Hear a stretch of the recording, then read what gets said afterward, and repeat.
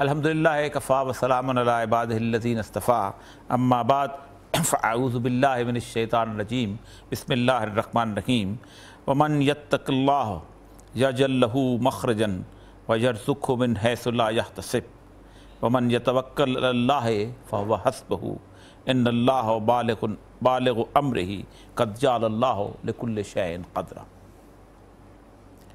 رب اشرح لی صدری ویسر لی امری واحلل عقدۃ من لسانی یفقہوا قولی۔ صدق اللہ العظیم۔ آپ کے سامنے سورہ طلاق کی تیسری آیت رکھی گئی ہے۔ یہ آیت اللہ تبارک و تعالیٰ کے اوپر توکل کے بارے میں انتہائی جامع آیات میں سے سمجھی جاتی ہے۔ کسی چیز کا آغاز کرتے ہوئے، کسی کام کے اندر آگے چلتے ہوئے اللہ سے مدد نہیں مانگتے اور کہتے ہیں اللہ تعالیٰ یہ میرے بس کی بات نہیں ہے، میں صرف اور صرف اس لیے کر رہا ہوں کہ تو نے حکم دیا ہے کہ لیس للانسان الا ما سعی، جتنی تم کوشش کرو گے ہم اس کے بارے میں اس کے حساب سے تمہیں اس کا اجر دے دیں گے، یہاں پر بھی اور دنیا میں بھی اور آخرت میں بھی۔ ایسا کیوں ہوتا ہے؟ بنیادی طور پر مسئلہ سارا یہ ہے کہ اللہ تعالیٰ نے ایک خاص طور پہ انسانوں کو اپنے اوپر مکمل اعتماد اور توکل کرنے کا درس دیا ہے۔ اللہ فرماتا ہے وَمَنْ يَتَّقِ اللَّهَ يَجْعَلْ لَهُ مَخْرَجًا، اور جو کوئی اللہ یتق اللہ، جو کوئی اللہ سے ڈرے گا، اللہ کا خوف دل میں رکھے گا، یعنی اللہ بنے بنائے کھیت کو، سورہ کہف کے اندر ایک مثال دی گئی ہے، اللہ تبارک تعالیٰ نے مثال دی ہے کہ اللہ تبارک تعالیٰ فرماتے ہیں کہ دو لوگ تھے، ایک آدمی کا بھی ایک کھیت تھا اور دوسرے آدمی کا بھی ایک کھیت تھا، اور ایک آدمی جو تھا وہ اپنے کھیت کو آباد کرنے کے بعد یہ کہتا تھا کہ میں نے کتنا اچھا کھیت بنایا ہے اور میں کتنی محنت کی ہے اور آج اس کھیت کی کتنا پھل آئے گا، اور دوسرا کہتا تھا کہ یہ میری محنت نہیں ہے، بیسیکلی اللہ تبارک و تعالیٰ کا کرم ہے۔ آپ حیران ہوں گے کہ اللہ تعالیٰ فرماتے ہیں کہ پھر ہم نے ایک دن اس کے کھیت کو ایسے کر دیا کہ جیسے بالکل اجڑ جاتا ہے۔ اب یہاں ان دونوں معاملات کے اندر سورہ کہف کی جو آیت آتی ہے وہ بڑی کمال کی ہے۔ کہیں پر یہاں شرک کا ذکر نہیں ہے کہ اللہ کے ساتھ شریک والی بات، لیکن آخر میں اللہ کے جو بندہ جب معافی مانگتا ہے تو کہتا ہے کہ کاش میں شرک نہ کرتا۔ اس کا مطلب یہ ہے کہ اس نے جب اپنی استعداد پر بھروسہ کیا، اپنے آپ کی صلاحیت پر بھروسہ کیا، اپنی کھاد پر بھروسہ کیا، اپنے بہترین بیج پر بھروسہ کیا، ان ساری چیزوں پر مکمل بھروسہ کیا، تو بنیادی طور پر اس نے اللہ سے شرک کیا۔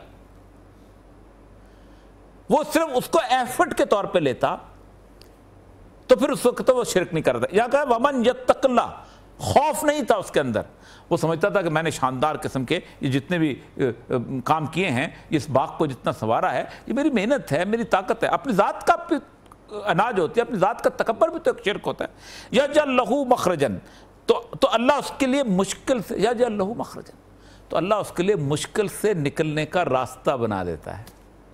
اللہ، میں نہیں، آپ نہیں، یہ نہیں، وہ نہیں، اللہ اس کے لیے اللہ بناتا ہے۔ آپ بہت سارے لوگوں کی زندگی ایسے دیکھتے ہوں گے کہ جو اچانک امیر ہو گئے اور اچانک اور اچھے خاصے ایمانداری سے امیر ہو گئے اور انہوں نے زندگی بنائی، لیکن جیسے ہی انہوں نے اللہ تبارک و تعالیٰ پہ توکل چھوڑا تو اللہ تعالیٰ ان کی امانت چھینتا نہیں ہے۔ بعض دفعہ عموماً ہمارے آتا ہے کہ یہ ایک آدمی جو ہے، یہ اس کو اللہ تبارک و تعالیٰ نے دیا اور اس کے بعد اس بندہ جو ہے یہ تو اللہ کو بھول گیا، تو بنیادی طور پر اللہ کہتا ہے کہ ٹھیک ہے، ہم تم کو اس دنیا کے اندر عیش و عشرت کا پورا موقع دے دیتے ہیں، لیکن آخرت کے اندر تمہارا حصہ ہم ختم کر دیں گے۔ جو بھی شخص اس قرآن حکیم کو آخرت کے تصور کے بغیر سمجھنے کی کوشش کرے گا وہ غلطی کرے گا۔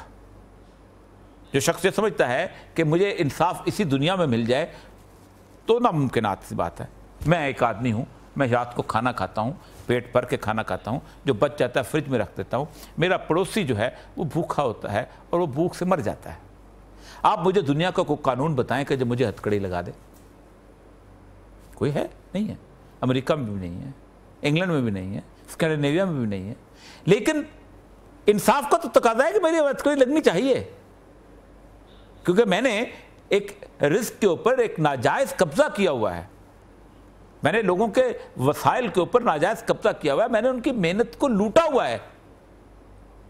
لیکن میں کسی بھی کارپوریٹ کلچر کے اندر ایک شاندار قسم کا کامیاب انسان ہوں. بے شک میں انگلینڈ سے اپنی فیکٹری اٹھاؤں اور چائنا میں اندر بہت سستی قسم کی لیبر سے میں مزدوری کروا کے اپنے نفع میں اضافہ کروں, میں جائز ہوں. لیکن اللہ جو ہے اس رزق کو اگر میں تقسیم نہیں کرتا تو پکڑ لیتا ہے. تو اللہ فرماتا ہے کہ میں بغیر کسی ایسی جگہ سے رزق دوں گا کہ جہاں اس کو اندازہ. وَمَنْ يَتَوَكَّلْ عَلَى اللَّهِ فَهُوَ حَسْبُهُ. یہ بڑی خوبصورت آیت ہے اور یہ پڑھا کیجیے گا. وَمَنْ يَتَوَكَّلْ عَلَى اللَّهِ وَحَسْبُهُ. تو اگر جو کوئی اللہ پر توکل کرے گا فَهُوَ حَسْبُهُ, تو اس کے تمام کام بنانے کے لیے کافی ہو جائے گا. یعنی اللہ تبارک و تعالیٰ جو ہے اس کے کام کے اندر رکاوٹ کوئی نہیں آتی. تو ایک دفعہ حضرت جنید بغدادی بیٹھے ہوئے تھے اور جنید بغدادی سے کسی نے پوچھا کہ تصوف کیا ہوتا ہے. ہمارے ہاں لوگ یہ سمجھتے ہیں کہ بنیادی طور پر تصوف یہ چیز ہے کہ رات کو عبادت کی جائے اور صبح جناب اللہ تبارک و تعالیٰ کے لیے روزہ رکھا جائے اور چلے کاٹے جائیں اور اس کے بعد تسبیح پھیری جائے اور اس کے بعد پتہ نہیں کیا کیا کیا جائے. سب کچھ یہ بہت آج کل ہوتا ہے. یا پھر تصوف کے بارے میں اکثر یہ سمجھا جاتا ہے کہ آپ ایسا کریں کہ آپ صوفی میوزک گانا شروع کر دیں. ٹھیک ہے, آپ نے ایک تارا لگایا ہوا ہے اور آپ اس کے بعد دھوم. ایسا نہیں. فرمایا توکل ہی تصوف ہے. جو شخص اللہ پر بھروسہ کرنے کے بعد دنیا میں کسی بھی شخص کے بارے میں, خواہ وہ بادشاہ ہو, خواہ وہ حکمران ہو, خواہ وہ امریکہ ہو, خواہ وہ پاکستان کا کوئی بڑے سے بڑا عہدیدار ہو, خواہ وہ دنیا میں آپ کی اولاد ہو, خواہ وہ آپ کے ماں باپ ہوں, خواہ وہ کوئی اور دولت مند ہو, جو کوئی شخص بھی ایک سیکنڈ کے لیے بھی دل کے اندر یہ خیال بھی لے کے آتا ہے کہ وہ شخص جو ہے وہ میرا کوئی کام کر سکتا ہے اپنے طور پر, اپنی مکمل طور پہ حیثیت کے طور پر, تو بنیادی طور پر اللہ تعالیٰ پہ توکل کا دامن چھوڑ دیتا ہے. توکل کا مطلب یہ ہے کہ اللہ ہی کسی کو توفیق دے گا تو وہ میرا کام کرے گا, اللہ کسی کو توفیق نہیں دے گا تو میرا کام نہیں کرے گا. وآخر دعوانا ان الحمدللہ رب العالمین.